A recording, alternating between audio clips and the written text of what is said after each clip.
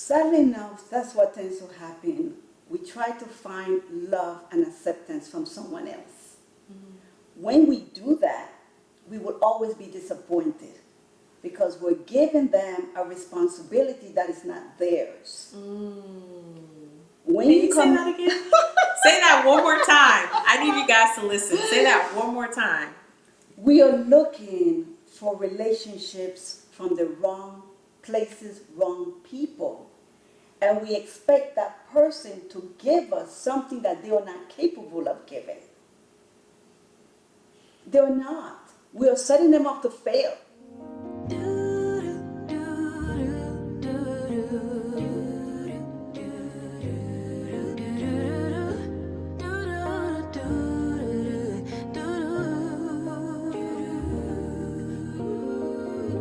Daydream with me, let your mind explore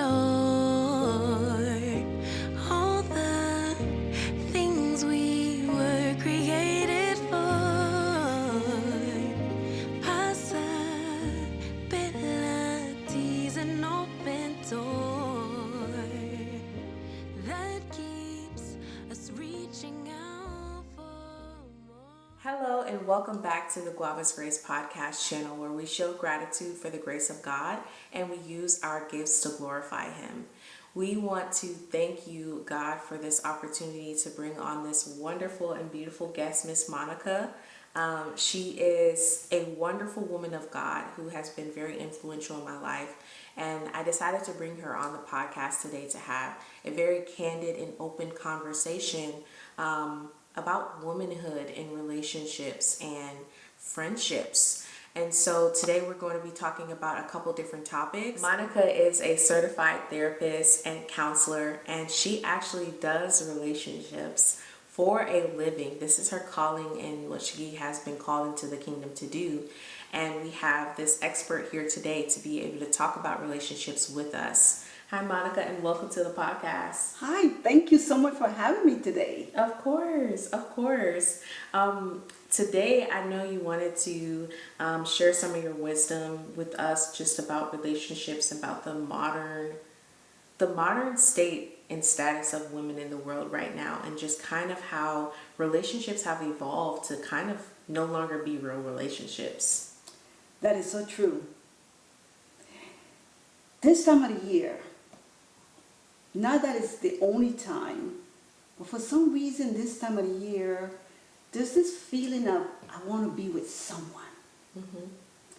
And we can portray that in so many different ways without even be conscious of it.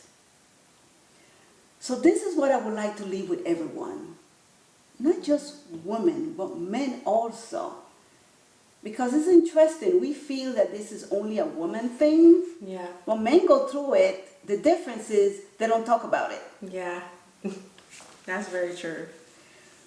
So because we're focusing on women right now, but this goes both ways. Take the time during this season to celebrate it. Celebrate it with family. Celebrate it with friends. And if you have a loved one, if you're in a romantic relationship, enjoy it. But don't feel that because you don't have someone romantic in your life, it's going to be sad for you. Yeah. The season as is bring different emotions with people. And so when you're talking about season, what specific season are you referring to? I think I understand what you're saying. It's pretty much we're gearing closer to the holidays. We're getting into just people are going to start coming together in their communities. And a lot of times that can bring like a comparison. Oh, yes. You know, where we look at people who have been married, or we look at our friend who just got engaged, or we might look at someone who's been single for so many years and you're like, gosh, why does she has a husband or have a boyfriend? Yes. Those conversations start to come up. There's a lot of pressure, especially yes, during the holidays. As an individual, don't look at yourself, I'm saying I'm an individual. A married woman, she's still a woman. Yeah. So I'm an individual that is not in a romantic relationship. So I get invited out and it's assumed I have to have someone. Yeah. There's always someone trying to hook me up. No, you go and you have a wonderful time. If you want to bring someone, ask the hostess, can I bring a friend? That friend can be female or male. Is it okay to bring a friend? Yeah. But feel comfortable within yourself to be able to go to social events and don't have to have someone with you. Yeah. Yeah, so pretty much like in today's society, you see a lot of what's called hookup culture, where people just kind of hook up together, they get together because maybe they have something in common, or two people, have a set of friends that hook them up together.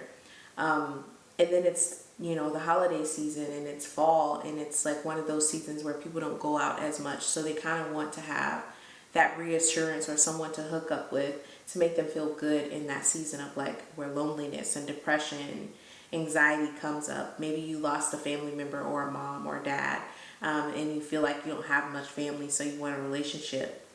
What's your opinion about that? What is hookup culture doing to our society? And as a therapist, what is it doing in the relationships that you see every day where people are, specifically women, getting with someone without there being prerequisites already laid in a foundation of even like having God and saying like, we got to have the same beliefs and we got to have the same concepts of thinking. What is it doing to relationships today? Well, one of the problems that I'm seeing with relationships today, they don't take the time to get to know the person. It's okay, you go to a social event and you meet someone. That's wonderful. That's what social events are all about, meeting people. So then the next step is, let me get to know you. Yeah. We have a click. We had a few minutes of conversation. We like what we were hearing. Let's get to know each other a little bit more. In a friendship environment, in a group environment. Yeah. And even though that sounds out of fashion, it is a safe thing to do today. Yeah, and it's so not out of fashion, because one thing that I want to address here on this channel is like, you already know that this is a Christian channel. And my belief system is I believe in God. I believe in the God of the Bible and Jesus Christ. And I know that she's a believer as well.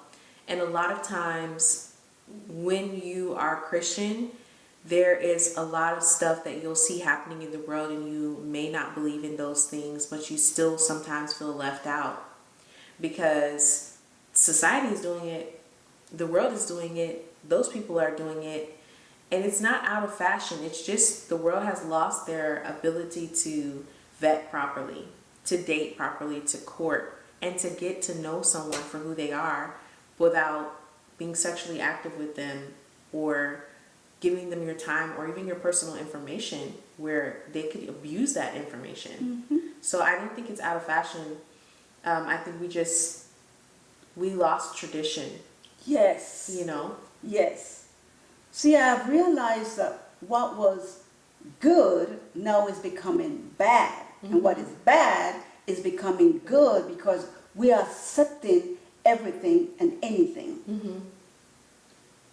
But this is what you need to do when you're meeting someone. Take the time to get to know them. But how that's going to happen is through friendship. It will not take too long for you to realize if this person is not for you. I promise you, it will not. When I hear relationships, weeks, months, sometimes years, and then they break up, you question what has been happening throughout that time. And we see things, we just pretend it's not that serious. Worse yet, we're going to change the person, we're going to fix the person, and it never happens. Yeah, and I think a lot of times why we have such unsuccessful relationships in today's society is because we don't know the person that we're with. We don't really know them.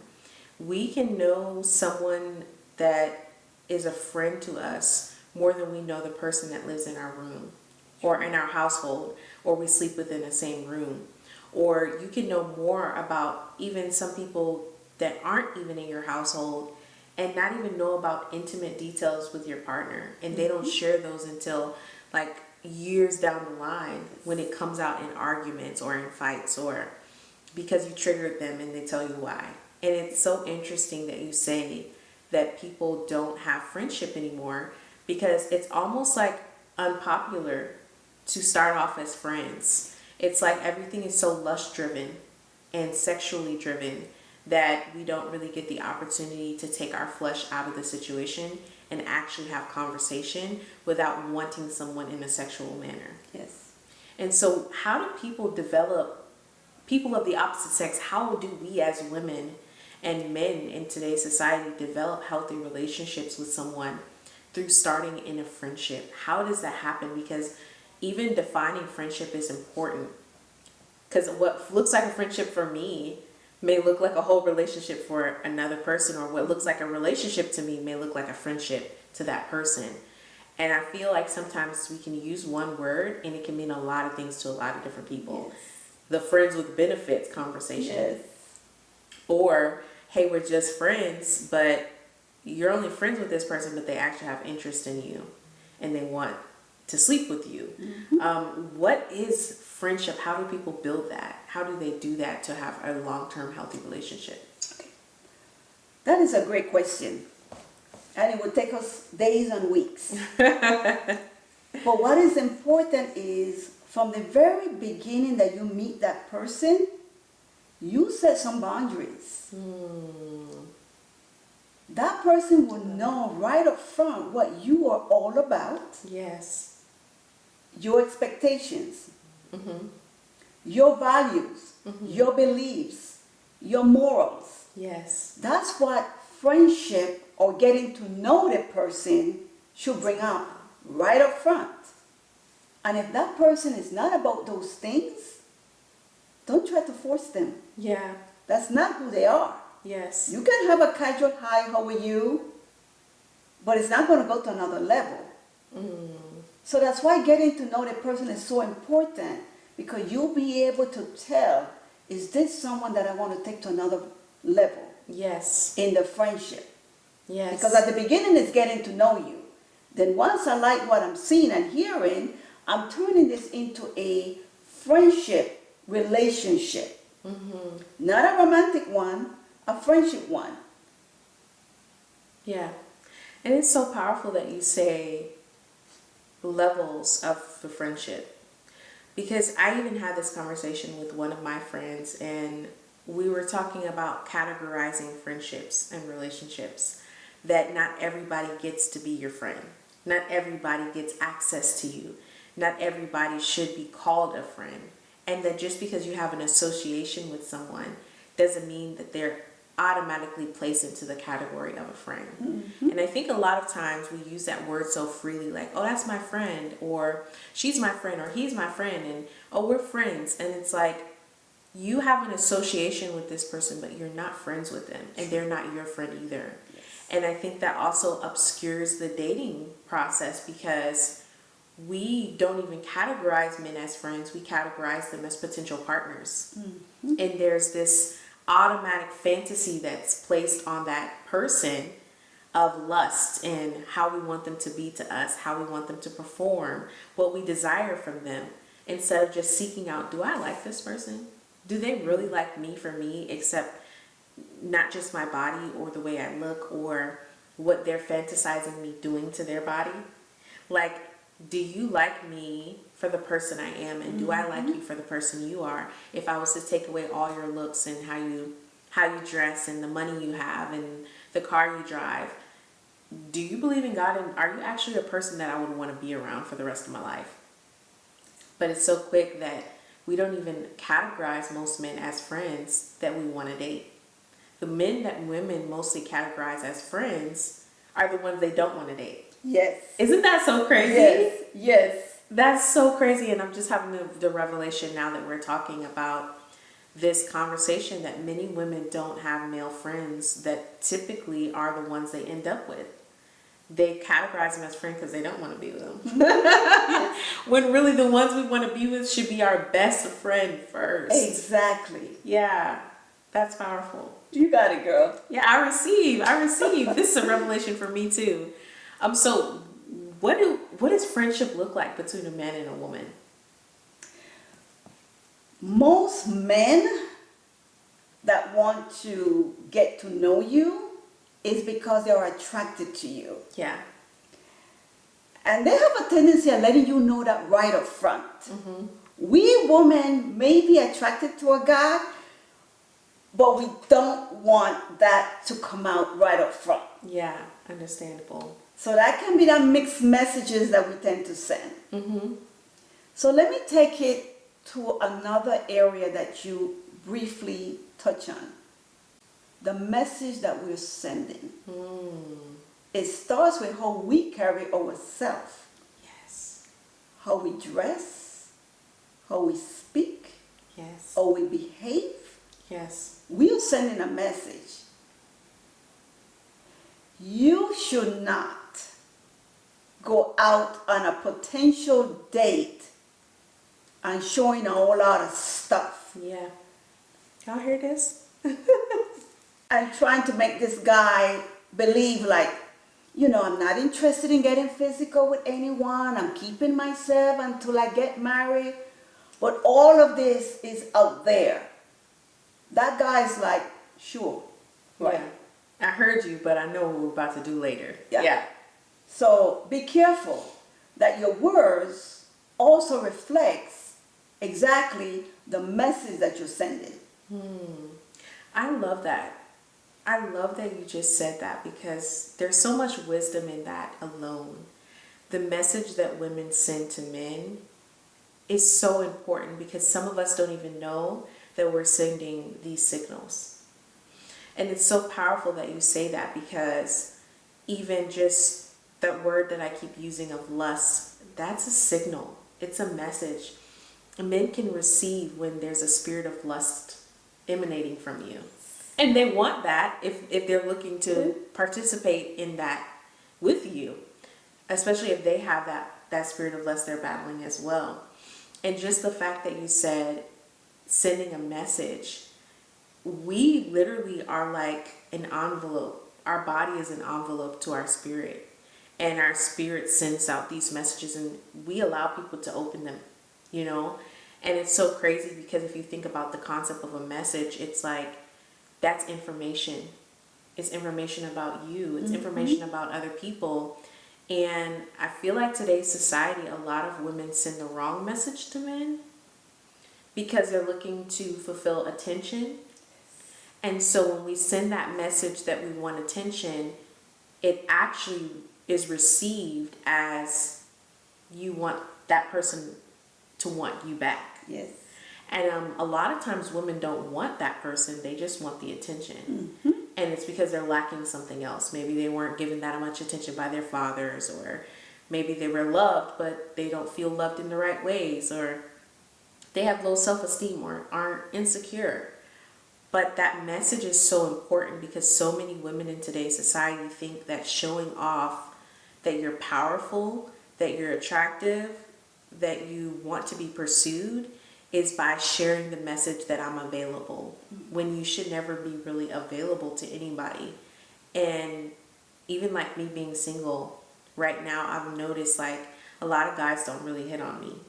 And it's because I started dressing modestly.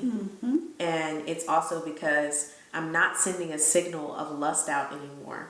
Before, it's like, oh, I think I look cute and I want to, share that and parade that around. Not really wanting anybody to talk to me, but literally it drew attention to me. And it wasn't the type of men that I would see myself marrying one day. So with the concept of messages, like what messages should we be sending out if we're looking for long-term commitment in marriage as a woman? If we desire marriage and commitment, what kind of signals should we be sending out? Because right now we know the signals that attack the wrong men, but we struggle to know what the signals are that attract good men. Yes. Well, you're going to send out all type of signals, even if you have a bag over your head. Okay? Right, they can smell your pheromones. I mean, you can be as dressing in a certain way, and a guy may still just act crazy. But one of the signals is respect. When the man sees you, he respects you. Yes. He watch his words. He may use certain language with other people, but not with you and not around you.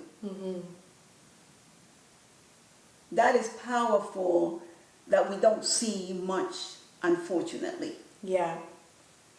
And that's powerful that you say that, because I noticed how men speak to me now versus when I wasn't, living the correct way. I was just more so just living every day to live every day. But now that I'm living for Christ and I'm intentional about everything that I do, I noticed that I'm respected so much more. Like, I've always been pretty much respected in a way where no one ever did anything crazy to me in public or tried to speak to me. But the people that I would let close to me, if I didn't have those boundaries set, or that respect as a boundary, eventually they would take advantage of my kindness or my openness. Or even if I just say something and they respond a certain way and you're like, why did you talk to me like that? Because you never had boundaries in the first place, So respect, how does that look for a woman? Like, how can we show more respect for ourselves outside of just our clothes and what we wear? What are things that women should be doing to show that we respect ourselves? Besides the way you carry yourself, the way you speak, the things you do, the places you go, the people you hang out with, it sends a message. Yes, birds of a feather flock together. Yes.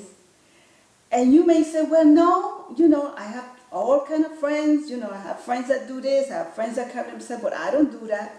Eventually, It will. some of it will rub off, and you don't even realize it. Yeah, that's very powerful.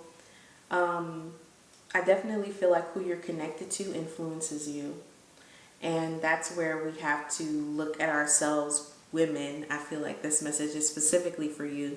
It also applies to men, but ladies, when we are grouped together with other women that do not have the same values or are not equally yoked to where God is taking us and where He has us, we will attract similar to what we're around.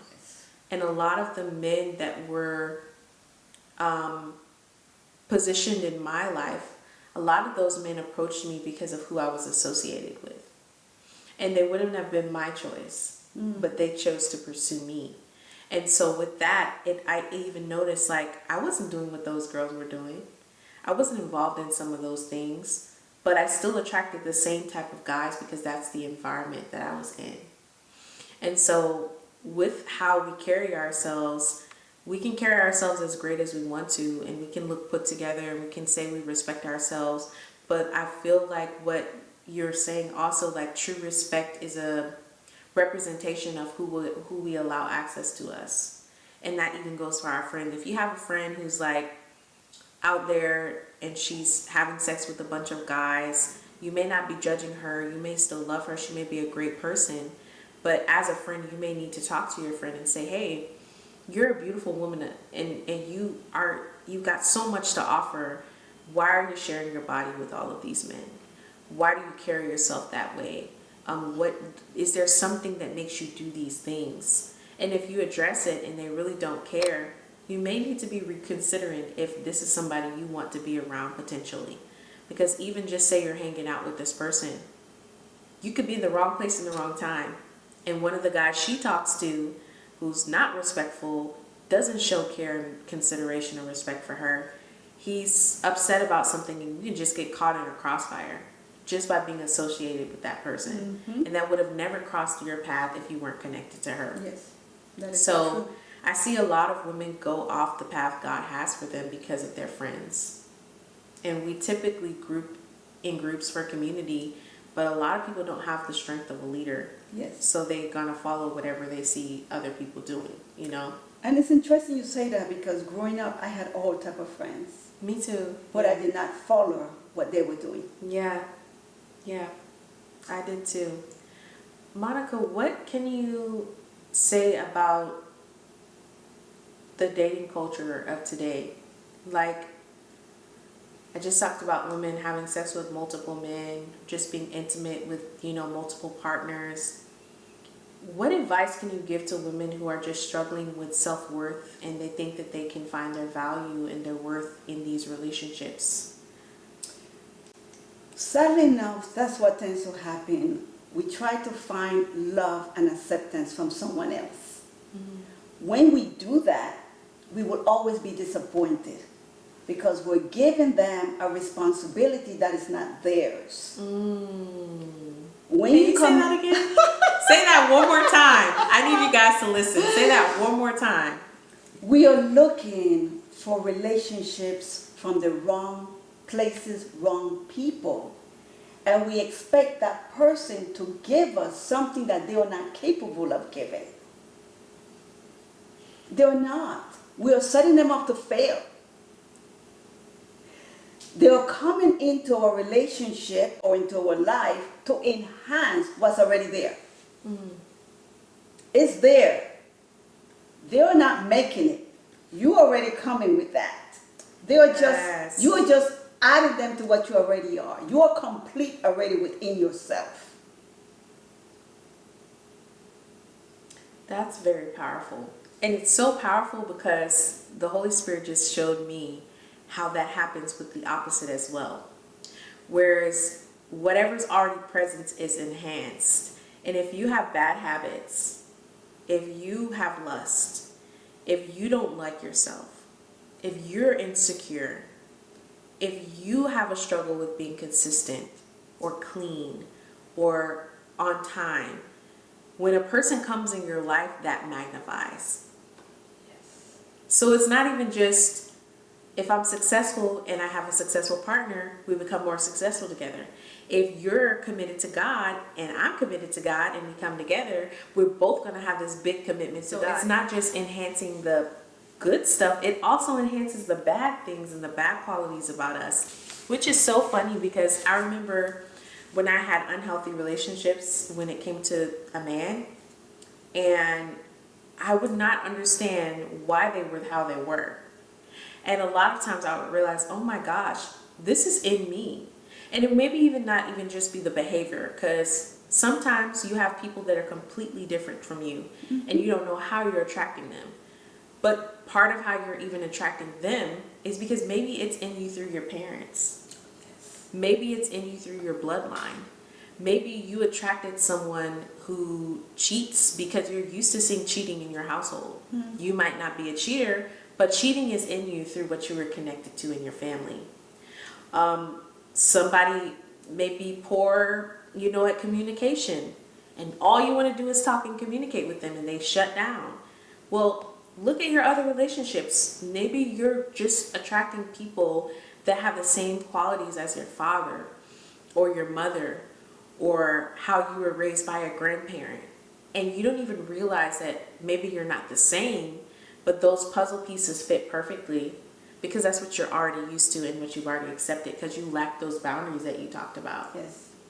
So that's really powerful that you say that, because I also have realized those things were already present in my life that I saw, and they weren't necessarily things I was doing, but it was things that I had experienced, and they were still a part of me because I thought that was normal. I thought it was normal to yell for a man to yell at a woman.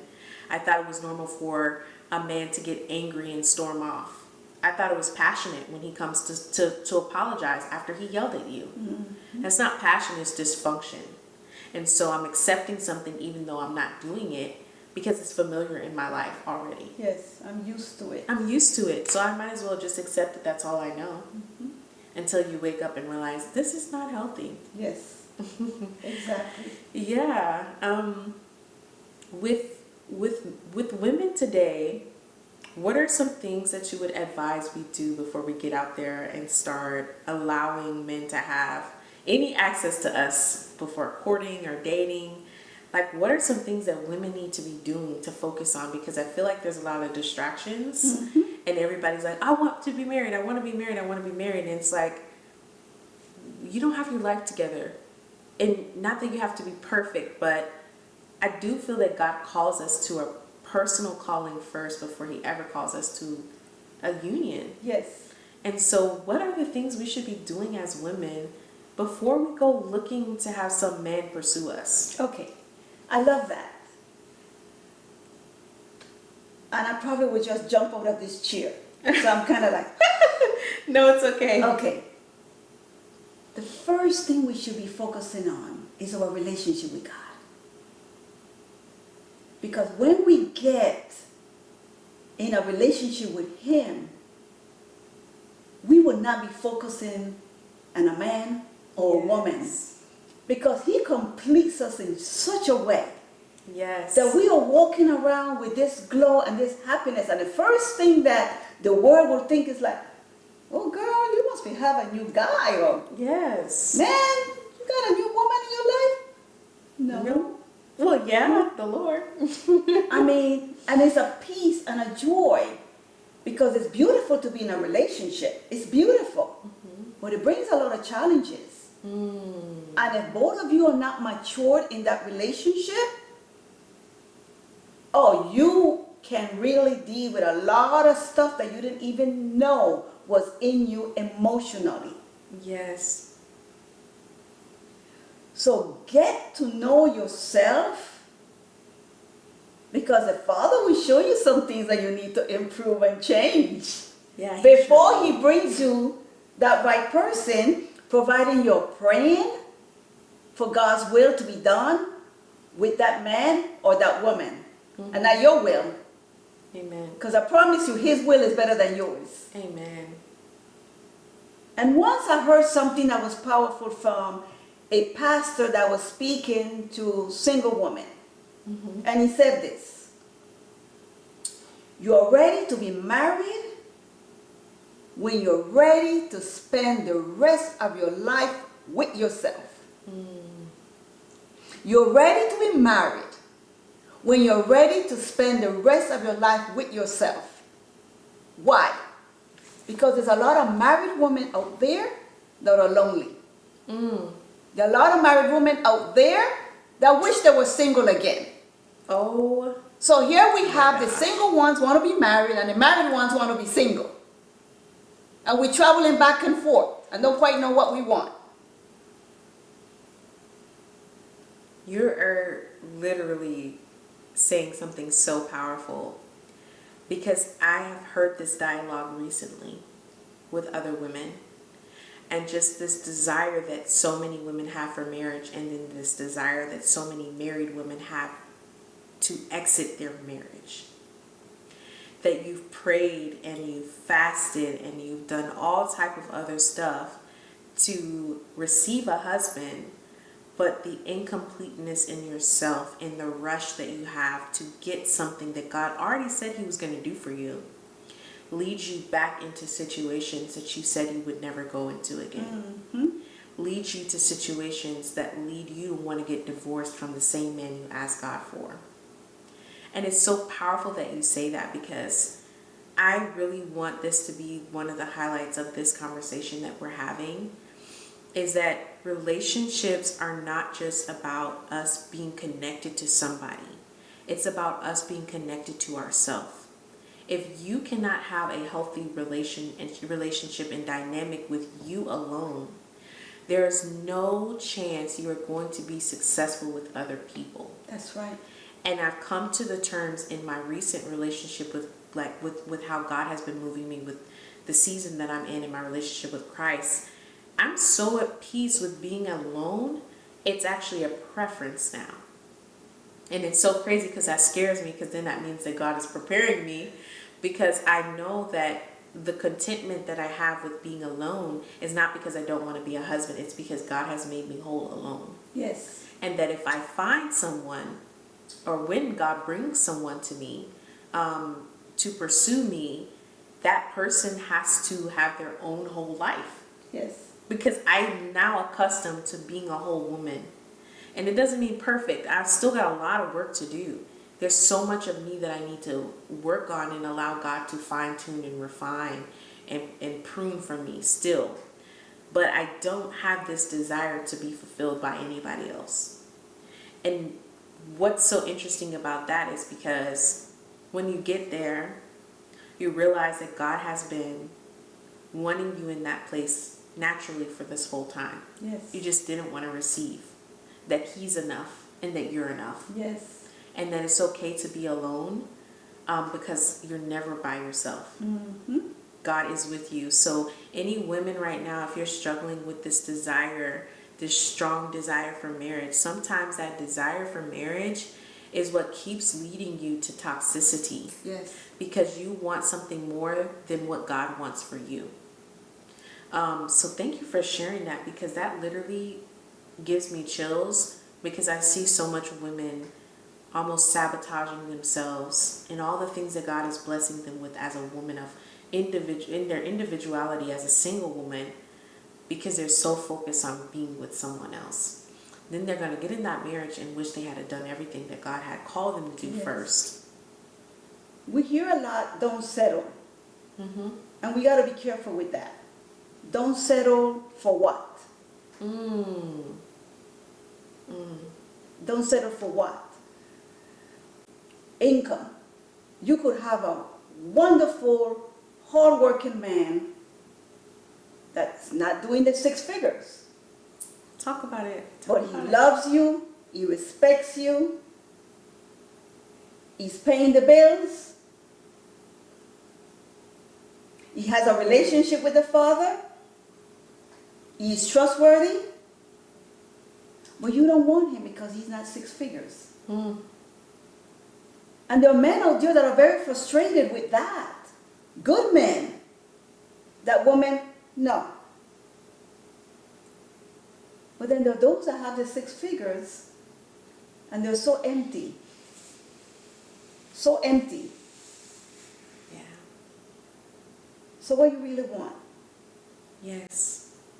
I see a lot of high earning men who use their relationship with their job or their business to cover up the unhealthy relationships in their personal life.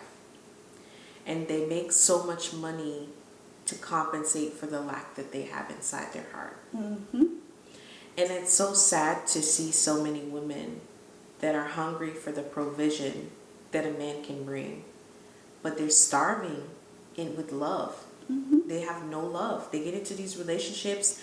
You get the man with the house and the car and the clothes and the shoes and the money and the vacations. And I've experienced it where I had a partner, my son's dad, who made a lot of income.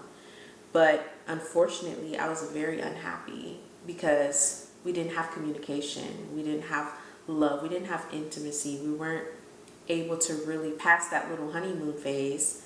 We weren't able to actually sit down and have things in common that we really could say, this is the root of our love, and we have God to lead us. Yeah. So it's like, you can make all the money in the world. They can take you all over the world. Trust me, those trips don't matter, because you'll be on those trips, traveling miles and miles away from home, wishing that you were, still in your mom's house, just getting a hug from your mother. Mm-hmm. Or miles and miles flown out to a country for vacation, but you still feel the pain of home on the trip.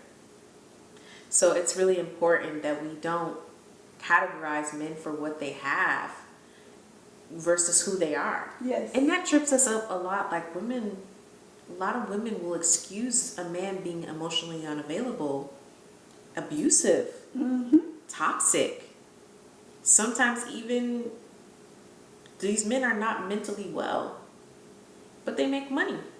Yes.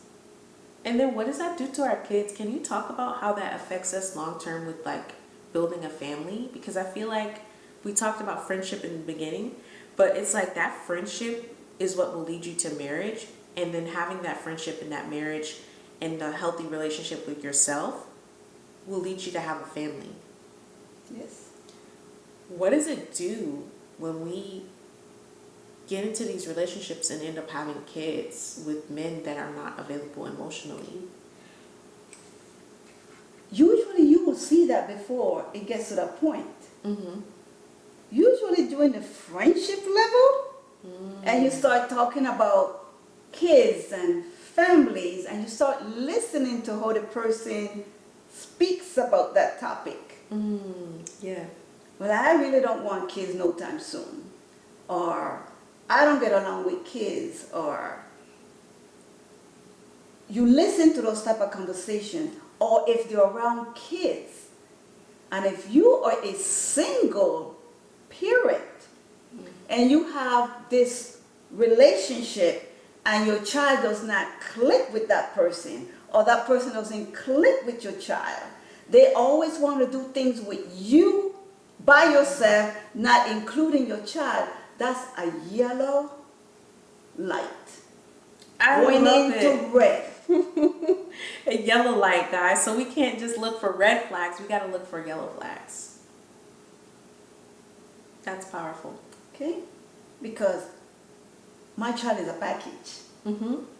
And if I'm hearing, well, I don't want kids no time soon, or I don't want kids, Mm-hmm. I have a child. What do you mean by that? You may not be their biological father, but this is going to be the father that my child knows. Ooh, that's so big, because I am a single mother, and I notice how certain men will react to me having a child. Right now, I haven't had any interactions with men, but in the past, I can tell you my experience with men who saw that I had a son.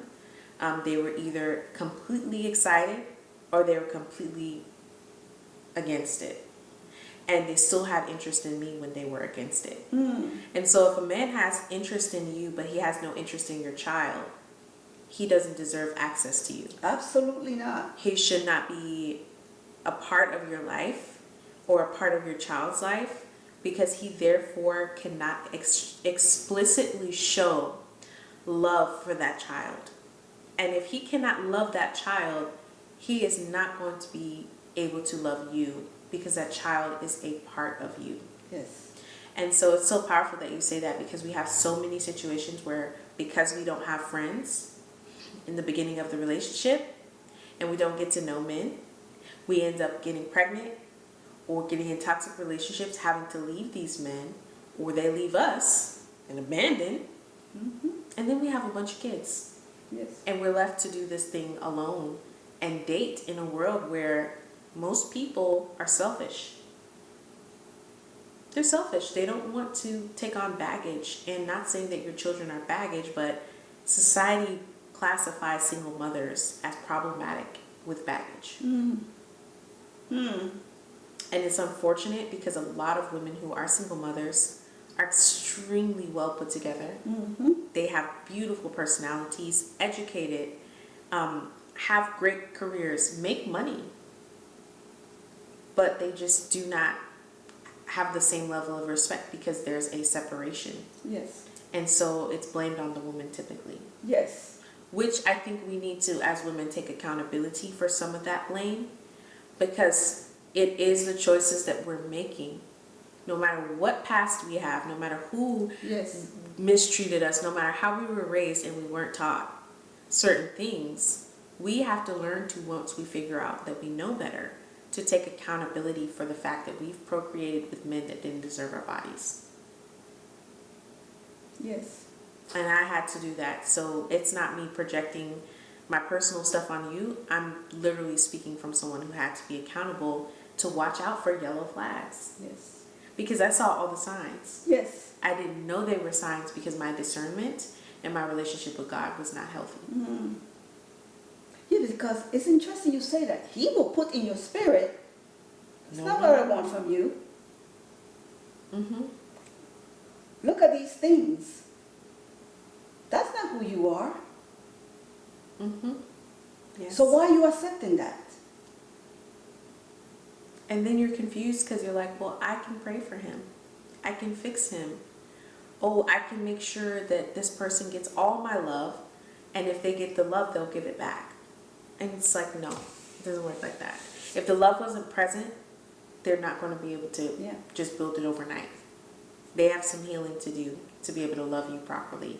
And majority of men, after they've tried and tried and tried, and it's not clicking with you, there's no love to be made. And this is what I'm going to ask. You have to ask yourself, is one thing that you want to be married? Is something else that you consider yourself marriage material? It's two different things. Because some women want and like the idea of being married, but not everything that comes along with it. It's a lot of responsibility. What are some of those responsibilities that you feel that a lot of women don't realize they have when they get married or before they get married? They're like, oh, I want a husband. I want to be with this man. I'm going to live with the rest of my life and we're going to have a bunch of children and it's going to be happily ever after. I think a lot of women know that relationships come with responsibility, but many of us are not prepared for what marriage can actually bring. Yeah. And then these monkey wrenches are thrown at us and we're all of a sudden so confused as to why God would allow us to go through something like that.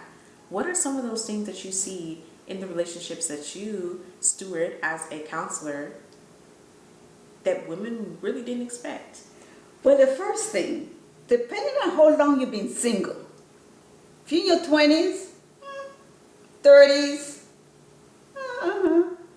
but once you start entering into 40, 50, even 60s or older, you are set in your ways of how you do things.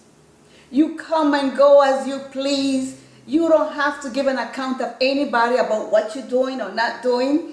And all of a sudden, this man comes into your life, and as the head of the house that he's supposed to be, you guys are supposed to talk about plans. You don't make the decisions by yourself. You sit with him and you talk and you get his opinion about how he feels and thinks about it. And you have to be ready for him to say, you know what, I don't think this is something you should do.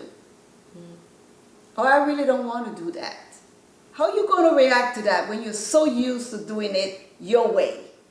Or we're not doing that. Yeah. Because some men are so direct Yeah. and they're very comfortable in their masculine role where they give order versus asking permission. Yes. And some women are uncomfortable with it. Yes.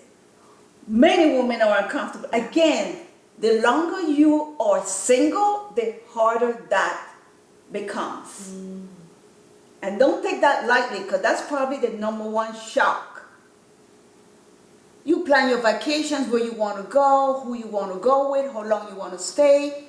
No, you're married. You're used to be taking vacations with your girlfriends every year.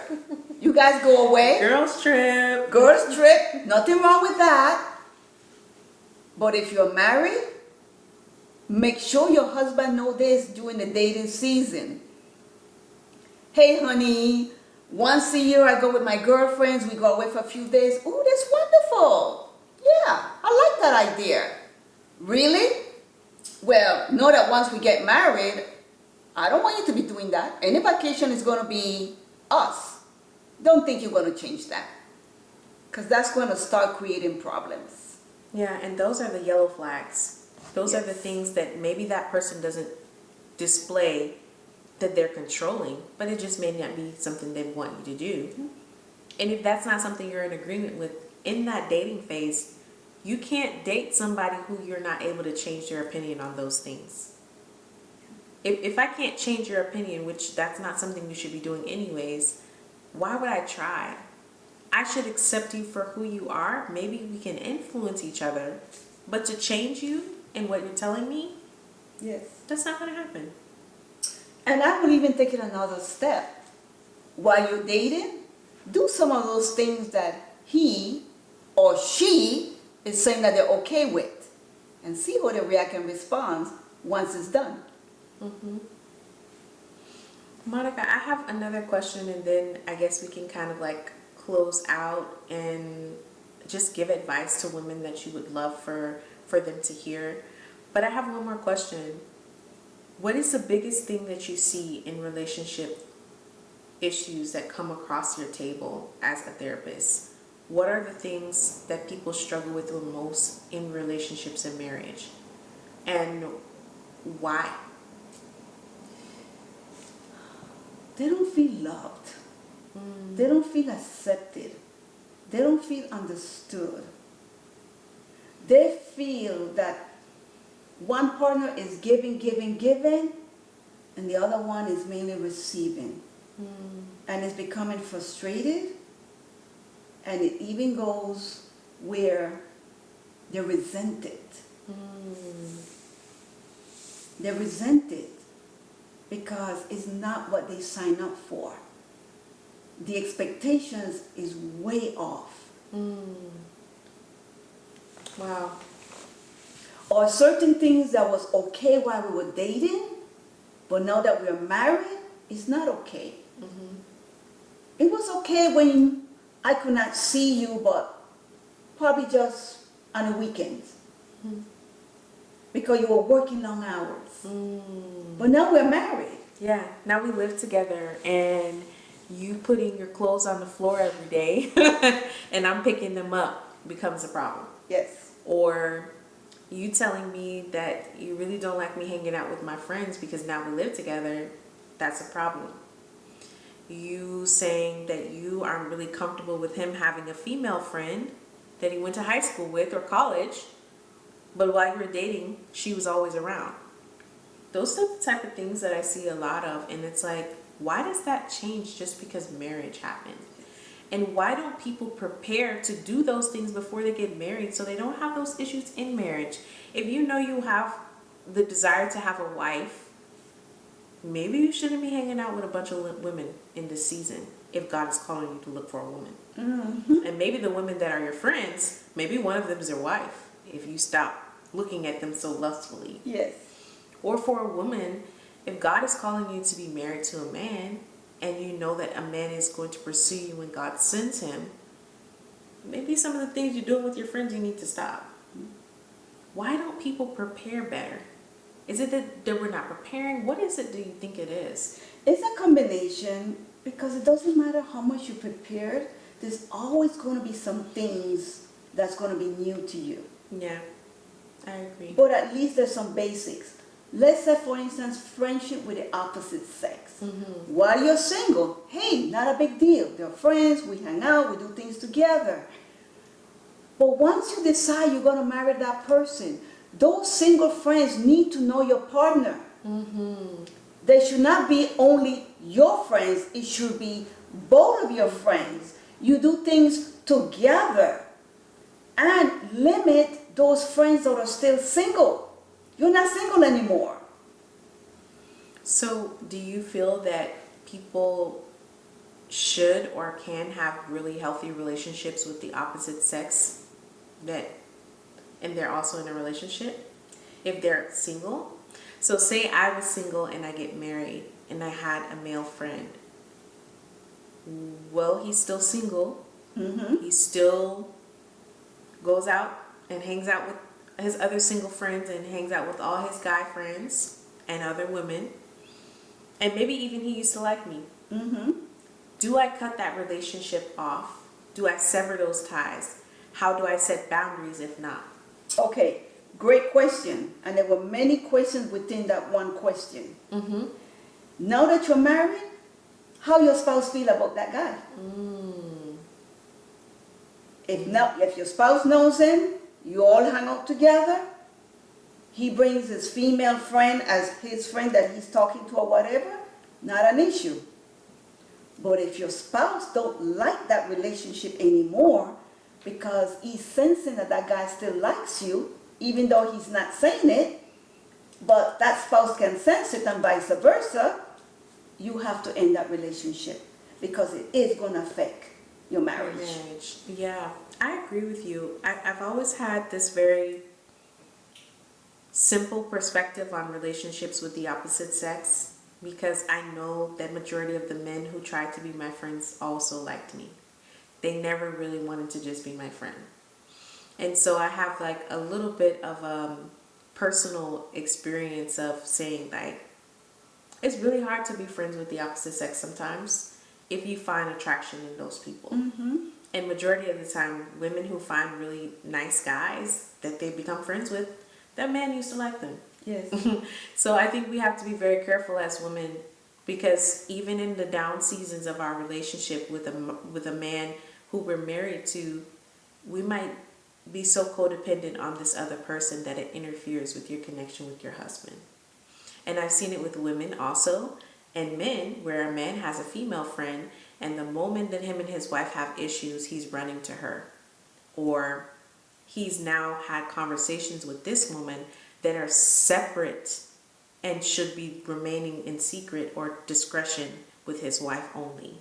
But now you told her, she's comforting you, and then it leads to infidelity. Yes. And I see that so much where people who have friends with the opposite sex, those are the partners that years later they cheat with. So just even the topic of friendship, knowing who we categorize as friends comes back around, and how to change those categories as your life changes too. Just because I was friends with you when I was 15 does not mean you have the right to be friends with me at 25 or 45 or 55. Yes. Just because I knew you growing up in the neighborhood does not mean we're equally yoked when I'm an adult. Yes. And we have to know, like, just because a man was present in one season in our life does not mean that that will be a forever scene. And knowing when God is asking us to release those things and categorizing people properly so that we don't get ourselves in a situation where he blesses us and then we lose our promise. Yes. And I cannot end this conversation without saying this. Stop the dating, breaking up. Dating, breaking up. Dating, breaking up. Because you're actually practicing divorce before you get married. Because what is the message you're sending? I have problems in this relationship. I'm going to end it. You don't stop and work it out. You end it. So then you get married and you have your problems in the marriage because you never knew how to work out the conflicts. You want a divorce now. So stop the dating, breaking, because that's what you're practicing. We cannot end this conversation without letting you know this. Men or women, stop the dating, breaking. Because you're actually practicing divorce before you get married. Because what you are doing, you have not learned how to work out your differences. You have not learned how to deal with conflict resolution. So because you're so used to running away from problems instead of addressing it and fixing it, healing, forgiving, then you get married and you enter into the same problems, and now we're not just breaking up from boyfriend, girlfriend, we're getting a divorce from husband and wife. Monica, that is so powerful, and I'm so glad that you were obedient in speaking about this before we end this conversation, because we have practiced a cycle of, first of all, giving access to people that are not supposed to be our husband or our wife. Dating for years and in a cycle of breaking up, back together. Break up, make up, break up, make up, break up, make up. Not only is that damaging to the call of God that God has like on your life, because he's not the author of confusion. If you can't decide whether you want to be with someone or whether you don't, that is of the enemy. That's deception. God does not want us in a state of being in a cycle with a person. If God is really present in our relationships, we should be able to work it out. Yes. May not be perfect. It may not even be the best relationship ever. But we should be able to communicate and come together without trying to separate. I think that the world and culture has made it a trend to break up and make up. And it's actually a sign of addiction. Yes. It's an actual sign of addiction to the high and the low. Just like when you get high off of a drug and then it drops. The making up and the breaking up is literally relationship addiction. Instead of us healing and finding a relationship with Christ where we can learn to work out things with people and continue forward, you don't break up with Jesus and say, oh, I'm not going to follow you, Lord. I mean, some people may, but that's not how a relationship with God works. We may stray away. We may sometimes go off to the side and do a little other things and feel like we're lost a little bit. But the Lord is always there. He doesn't leave us. God doesn't say, well, because you ain't read your Bible and you ain't been praying to me, I'm just going to just divorce you. God literally describes his children as the bride. But we're literally living out this demonic, repetitious cycle of breaking up and making up because we don't know how real commitment operates. And so it's so powerful that you said that, to stop that, because I think the world glorifies that cycle. Yes. And it makes it seem that it's actually passionate and beautiful. Oh, those people are meant to be together. They're twin flames or they're soulmates. They just won't break up. No, you have an addiction to this person and you're waiting for your next high. Yes. And that's actually very scary, because God may have a woman or a man out there waiting for you who could be the best partner to you that you could have ever asked for. But you've got a placeholder of somebody who's not called from God waiting in the trenches where someone else should have been. So we also have to know, if I'm doing this, is this even from God? Is this from God? We're breaking up and making up all the time. Did God actually send you, or did I choose you based on my own personal desires and wants? And if he did send us together, what's wrong with us? Why do we keep throwing each other away and discarding each other? That's abandonment issues. Yes. Why we're not addressing these things? Why we're not addressing it? It's not going to go away. No. And one of the things we need to be careful. Okay, I broke up with one person. 4 months later, I'm in another relationship. Bringing the same mess in this new relationship. But a new person. I think that's yours. Yeah.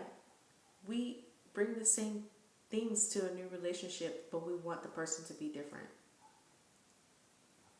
It's literally same spirit, different person. Same problems, different person. And then you got the same issues because all you did is transition into the new relationship. And so we see that cycle as well, where it's not just a cycle with someone you're familiar with, it's a cycle with new people. Yes. So if you could give anybody who's watching this video a last just nugget of advice with love, what would you share with whoever's watching this video as encouragement or just advice or just even wisdom that we need to take with us for the rest of our life? Enjoy the season that you're in. Enjoy the season. I'm not talking about Christmas. I'm talking about your singleness. Look and see all the things you would like to accomplish. And try and do as much as you can while you're single.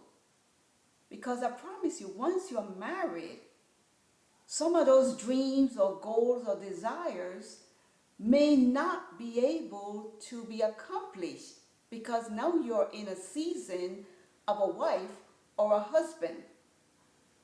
If you wanted to do mission work, wonderful while you're single, but you can't say you want to do mission work once you're married unless your spouse is going to do it with you. So enjoy the season. Enjoy your singleness. For every moment you can. And once you become a wife or a husband, enjoy that. Amen. Don't want to become single once you're married and don't want to be married and then want to be single. That's the worst thing that can happen with you. and get to know what married life is while you're single. Go to activities where couples are. Don't say, well, I'm single. No, there's conference, there's seminars, there are workshops. Go. Go. You know what single life is. Learn what married life will be. And many of you probably are divorced or widow, so you have an understanding. But things are changing now. The way things was when you were married may be different now. So take the time to study it. Take the time to know yourself. And more than anything else, have yourself a relationship with the Father. Amen. There's no better relationship. And everything else will follow. That makes me so happy that you said have a relationship with the Father, because you guys already know what I'm here for. You know what this channel is about. It's about spreading the way God operates in our life and sharing that with people who don't know Him. Sharing that with people who maybe have fallen and haven't had a relationship with Him in a while. This channel is about showing how the grace of God has affected our lives and the gratitude we have for what God has done in our lives, and using what we have in us to glorify Him. And so just to say, have a relationship with the Father, as we're talking about relationships, the best way you can ensure that you'll find or have someone, or someone will pursue you that is from God, is by knowing Him. The only way you can say, Lord, I need confirmation about this person, is to know God and be able to talk to God about it. The only way that you can truly understand if God sent someone is if He is in relationship with you and you're in relationship with Him. If we don't have that tight-knit relationship with God, we're pretty much doing it by ourselves. Yes. And I can't count how many times the Lord has pulled me out of situations that I heard His small, still voice tell me no. And I did it anyway. And now that I have a trust in the Lord, and I know that He's my Father, I trust His advice to me. And I know that He's a counselor, and He sent His Holy Spirit to counsel me in my life. I have a physical counselor, but I also have the Holy Spirit who guides my steps, and I don't have to repeat the same mistakes I made before ever again. I choose to do that if I want to, but I don't have to. It's not a requirement. It's not a curse anymore. That has been broken. But it is a choice to do different and be different so that you can have different results. And that comes from a relationship with God. So, a little piece of advice I would have before I go, get a therapist, okay? Because I couldn't have done the spiritual work that I've done in developing my relationship with Christ without you. I couldn't have exited toxic friendships or relationships, or even had the idea of how relationships are supposed to be, if I didn't have this woman of God telling me the healthy version of what relationships are supposed to be like. And it's a blessing that you were in my life at the time that you entered, because it was God pulling me out of something that wasn't healthy for me. And if it hadn't been for God using her as a vessel, I probably would still be in that relationship despite how much I love God. So thank you so much for just being so transparent and honest and sharing your wisdom with me and everyone else. And I appreciate you for coming on the podcast.